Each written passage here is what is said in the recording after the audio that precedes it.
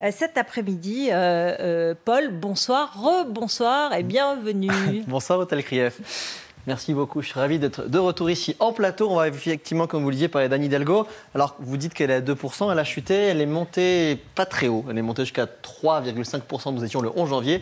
Et là, donc, elle repère 0,5 dans le rolling, en bon français, évidemment, le sondage quotidien. Donc, dans le détail, Fabien Roussel est à 2,5. Et donc, on se retrouve quand même avec une Anne Hidalgo qui est derrière le candidat communiste Fabien Roussel, qui est à égalité, au moment où je vous parle, avec Jean Lassalle, à égalité au moment où je vous parle avec Nicolas Dupont-Aignan dans ce sondage, qui n'est pas très loin de Nathalie Arthaud et pas très loin non plus de Philippe Poutou, qui se sent pousser des ailes. On nous met dans la position de « mais comme on est petit, qu'on ne peut pas gagner », finalement c'est une candidature de témoignage.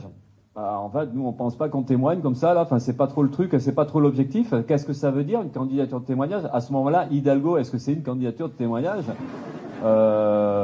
Sûrement. Ouais, on en est là, et depuis, il a carrément dit ce serait le petit plaisir de l'élection de finir devant Anne Hidalgo avec Solène Boissé. On l'a retrouvée sur un terrain de foot, elle s'est entraînée à tirer. Attention, elle s'entraîne, voilà. Et ensuite, elle a tiré, voilà, dans un ballon. Voilà, on va filmer ça avec Solène Boissé. C'était très compliqué pour Anne Hidalgo, mais, chère Ruth, on a trouvé un électeur d'Anne Hidalgo. Le problème, c'est qu'il ne peut pas voter. Je vous emmène dans un cours de hip-hop.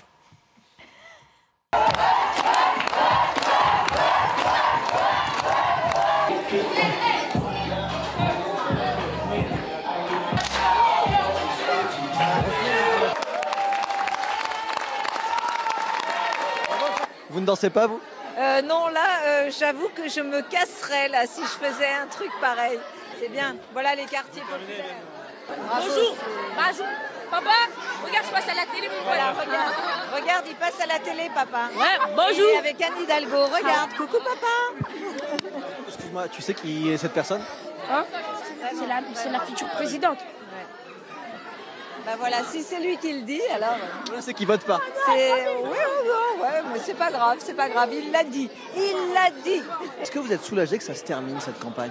Pas du tout, non, je suis très contente de faire cette campagne. Bien sûr que c'est physiquement aussi éprouvant, mais c'est quand même un moment génial. Regardez, là, on est à Cachan, toute cette jeunesse, regardez-les, ils sont là. C'est votre fan numéro 1. Le problème, c'est qu'ils ne votent pas et qu'actuellement, à cet instant T, dans 4 jours... Votez pour vous, madame, vous Mais là, dans 4 jours, à en croire les sondages, vous êtes à 2,5% dans les sondages, votre campagne n'a pas décollé. Est-ce que vous êtes soulagé que ça s'arrête ? Je m'en fiche, vous savez, je suis très heureuse de faire ça et de continuer à le faire, voilà. Alors, je vais juste prendre mon manteau. Angélique, elle est où, Anne ? Oh, la technique du manteau pour ne pas répondre. Pour rappel, quand même, François Hollande avait fait 28,63% au premier tour en 2012. Benoît Hamon avait fait 6,36%. Et donc là, la question, c'est est-ce que ce dimanche, les socialistes vont faire 2% ?